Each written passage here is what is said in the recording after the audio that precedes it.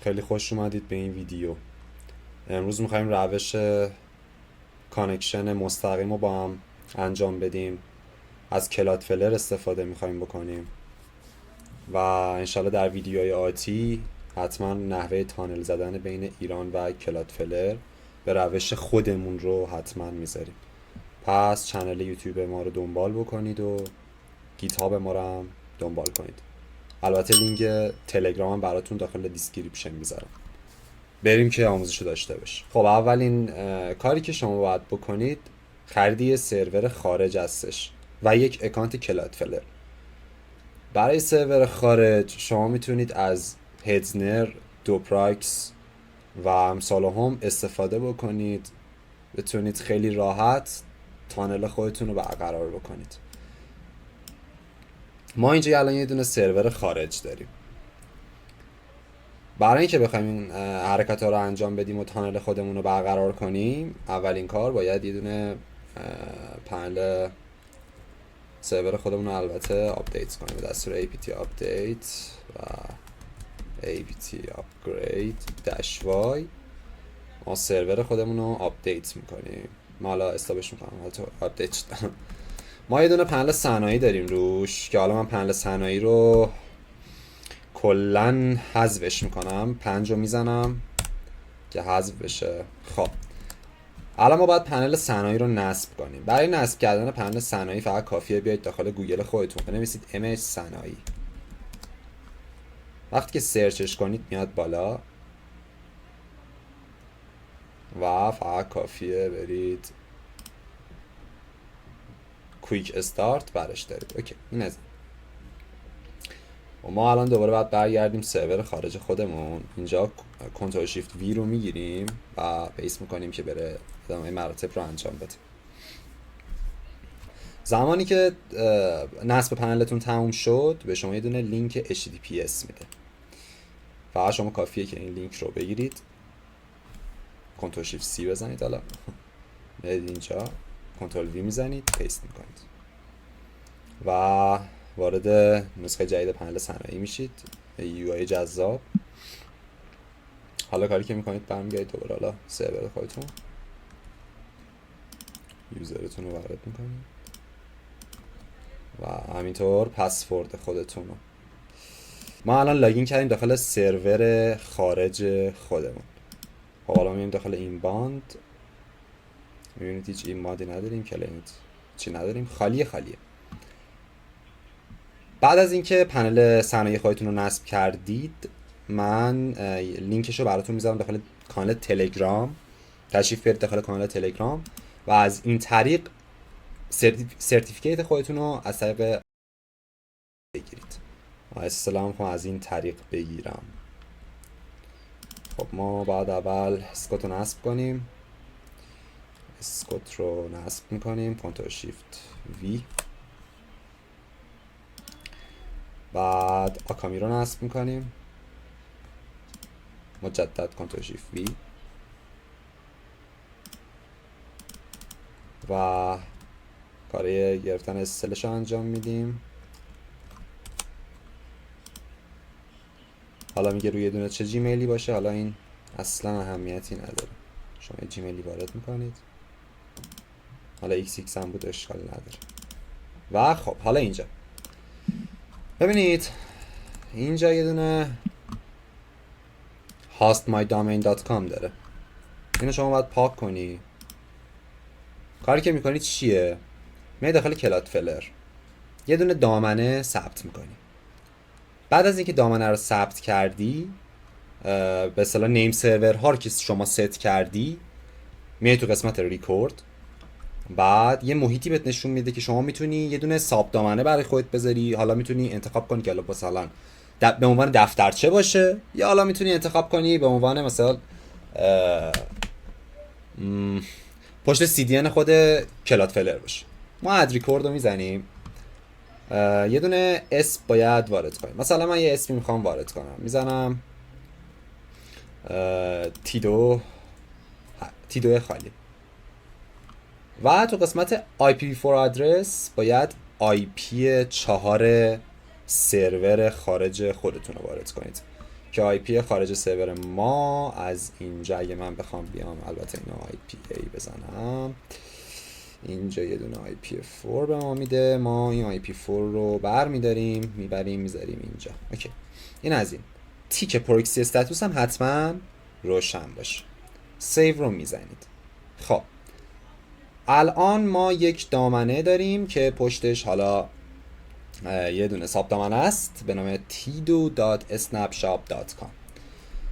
کاری که میخوایم بکنیم اینه که اول پنل رو قرار میدیم پشت دامنه.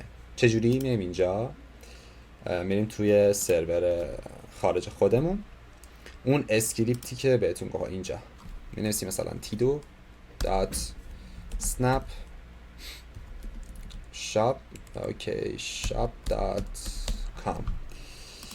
ما این رو کنترل C میزنیم، کنترل V میزنیم که بر اساس این ساب دامنه بیاد برای ما SSL سرتیفیکیت از طریق کلادفلر رو بگیره. نکته ای که خیلی مهمه اینجا این هستش که شما باید تنظیمات کلادفلرتون رو هم تنظیم کنید که این رو حالا آخر ویدیو حتما با من باشید، من تمام نکاتش رو بهتون میگم. خب بعد از اینکه گرفتید، حالا دوباره بعد برگردید سمت سیک فایند، اسکریپت دستور بعدی رو بردارید، بیایید حالا توی اینجا دوباره مجدد بیایید پایین تر، کنترل وی میزنید، مجدد از اول ساب دامنه تا آخر دامنه برمیداری کپی میکنی، دوباره همین رو کنترل سی میزنی و در در اینجا کنترل شیفت وی. خب اوکی شد. حالا کاری که باید بکنید چیه؟ کاری که باید بکنید الان اینه که بهمون دو تا دونه مسیر داده به نام روت سرت و روت پرایوت. ما باید این دو تا مسیر رو قرار بدیم داخل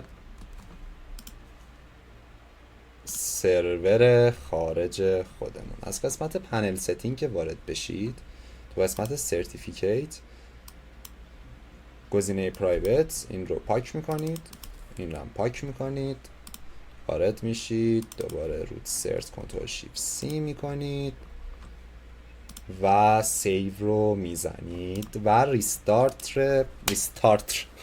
ریستارت پنل رو هم میزنید که پنل ریست بشه بعد از تنظیمات. خب الان حالت HTTPS گرفته. شما باید کاری که میکنید IP رو پاک میکنید، حالا با دامنه‌ای که ساب دامنه‌ای که زدید باید واردش کنید. خب الان واردش میکنم اسنپ. اوکی، اینجا هم بازم وارد میکنیم مجدد. خب الان ما با یعنی سرور خارج ما الان پشت دقیقاً یه دامنه است که دامنه هم با کلادفلر. خب اگر من اینجا الان وی پی ان خودم رو خاموش بکنم قاعدتاً باید بالا بیاد. تست میکنیم، بله بالا میاد. اوکی. چرا قبلش بالا نمی اومد؟ به خاطر اینکه از حالا سیستم خودم به سرور خودم وصل نمیشد، به خاطر اینکه حالا محدود بود. زمانی که گذاشتمش پشت کلادفلر الان بدون وی پی ان هم میتونم وارد بشم قاعدتا. خب ما یه دونه اد این بعد از اینکه البته پنلتون رو آوردید بالا باید مجدد برگردید داخل کلادفلر، یه ریکورد جدید ثبت میکنید. مثال اسمشو میذارید، تایپشو از A میذارید روی C نیم، حتما هم پراکسی روشن باشه و این رو قرار میدید اینجا که اتومات آی پی تمیزای کلادفلر براتون قرار بگیره که دیگه حالا خود سرورتون هم درگیر نشه که بخواد فیلتر بشه. ما دامنه رو برمیداریم کپی میکنیم. خب کاری که میکنیم چیه؟ کاری که میکنیم برمیگردیم به سرور خارجتون، اد این باند میزنیم. اد این باند ما سوخته، یه ریمارک میدیم، مثلا ما ریمارک رو میزنیم تست 1 و تست 1 و قسمت ادرس رو خالی میذاریم، خودش اتومات پر میکنه نسبت به آی پی پنل خودمون. پورت رو حتما باید بذارید روی پورت های کلادفلر که ساپورت میکنه، مثلا میذارم 2053 یا میتونم بذارم 443 443 میذارم. و توتال فلو که حجمشو بهش میدید که ما کاری نداریم، پروتکل کاری نداریم. استریم، تو قسمت استریم شما میتونید به اصطلاح 3 حالت یا بتونم بگم تمام حالتاش به جز MKCP رو تست بکنید و امتحان کنید. من از روش وب سوکت میرم جلو، ولی شما میتونید از gRPC، XHTTP و HTTP آپگرید هم استفاده کنید. gRPC سرعت فوق العاده بالایی داره، رو کلادفلر به شدت مچه، اما پیشنهاد نمی کنم که استفاده بخواید بکنید. چرا؟ توی ویدیوی بعدی حتما براتون توضیح میدم که چجوری میتونید از gRPC هم استفاده بکنید. یعنی سرور ایران و به اصطلاح خارجتون باید جفتشون ساپورت بکنن این gRPC و یعنی gRPC ساده و الکی بزنید فوری منتون میکنن، چون gRPC سرعت به شدت بالایی داره و پینگ به شدت پایین. DPI فوراً دراپش میکنه. اوکی، ما از وب سوکت بخوایم استفاده کنیم این سری هاست رو میذاریم. مثال IP که برای پنل خودمون رو قرار دادیم، مثلا هم میذارم tido snap shop.com یا حالا میتونید اینجا external proxy رو، البته میتونید این کارو بکنید خیلی بهتره. مثلا هاست رو میذارید tido، external proxy رو چی میذارید؟ external proxy رو میارید همون چیزی که برداشتید، من فایلاشو میذارم تو کانال تلگرام، برمیدارید و استفاده میکنید رو میذارید. پورتش هم میذارید 443 و دیگه ما اینجا مسئله ای نداریم. میریم تو سکوریتی و TLS رو روشن میکنیم، set cert from panel رو میزنیم و حالا با قسمت ECH key کاری نداریم، فقط UTLS Chrome SNI از ما میخواد.